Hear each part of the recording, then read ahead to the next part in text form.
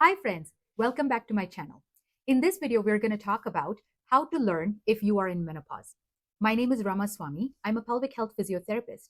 I get this question asked to me every single day when patients come into the clinic and ask, how do we know if we are in menopause? So let's decode the answer and talk about menopause transition. Every person with ovaries who lives long enough will eventually go through menopause. We've always heard of menopause in the context of being something negative. Usually, it's joked about or discussed in a very negative way, where people say, "Oh, she's at the end of her prime. This happens towards end of life." But that no longer is true because there is increase in life expectancy. Now, women will undergo menopause and live one third or maybe half their lives postmenopausal.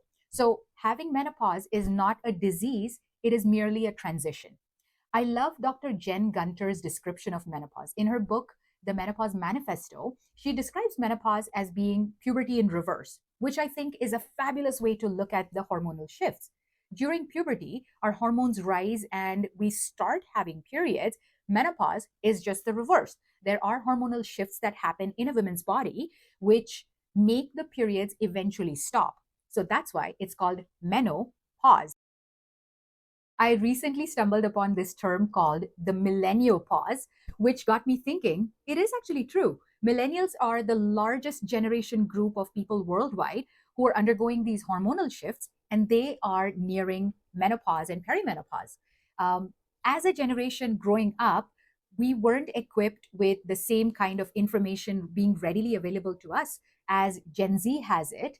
And so, this generation, the millennial generation of individuals, lack the information and access which this new generation has. So I'm on a mission to empower everyone who's going through menopause so they can understand what are the changes that happen and they stop viewing this as a negative thing. It is not a disease, it is not end of prime, it is merely a transition so that you can move on to the next phase of your life and enjoy the rest of the years being strong and empowered.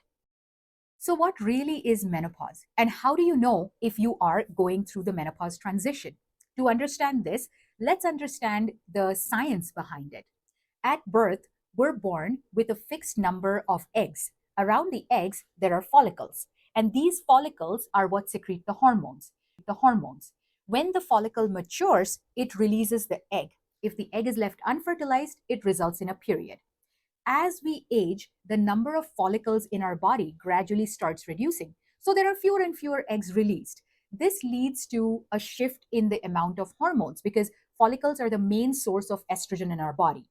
And when these hormone levels start to change, it leads to a cascade of events which is triggered by this hormonal transition, which we call menopause transition. The menopausal transition can be divided into three different stages. The first stage is called premenopause. This is when these hormonal shifts start to happen. The period length starts to change. So if someone was getting a period every 28 to 30 days, the length becomes shorter, and now periods start coming anywhere between 21 to 23 days in the cycle. Hormonal acne starts to come up again.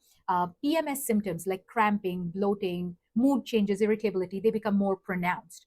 Ovulation and pregnancy are still possible at that stage, and therefore this is called premenopause. The second stage is called early perimenopause. This can begin as early as 8 to 10 years before somebody reaches menopause. The ovaries still continue producing eggs, but all of the good ones are gone. The hormone levels continue to fluctuate quite dramatically, and therefore periods become more erratic. Sometimes there could be two periods in a month. Other times you might not get a period or have a very light, short, erratic period. The hormone levels dip low and sometimes they go super high. If the hormone levels are high, the PMS symptoms are exaggerated. When the hormone levels dip really low, we get hot flashes, sleep disturbances, psychological changes like irritability, mood changes. All of these become prominent in the early perimenopause period. That's why this is also called the hormonal roller coaster. The third stage in menopausal transition is called late perimenopause.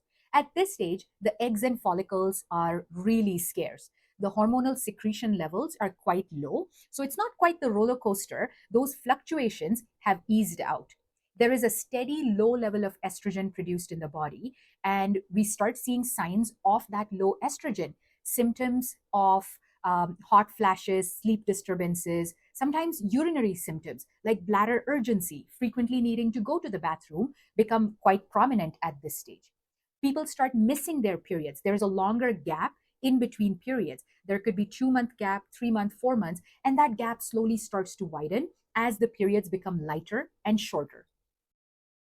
When it has been 12 months since a person has had their period, the last period that they had is recorded as menopause. That's the final menstrual period. This is when we know that period stopped, and therefore it's called menopause. So menopause not isn't really a day or an event that happens. We can only record that after it has been 12 months of being period free. And every day after that last menstrual period is then considered being postmenopause or postmenopausal. I hope you found the information in this video helpful. If you know someone who's going through menopausal transition, please share this video with them so they can learn more about different stages of menopausal transition.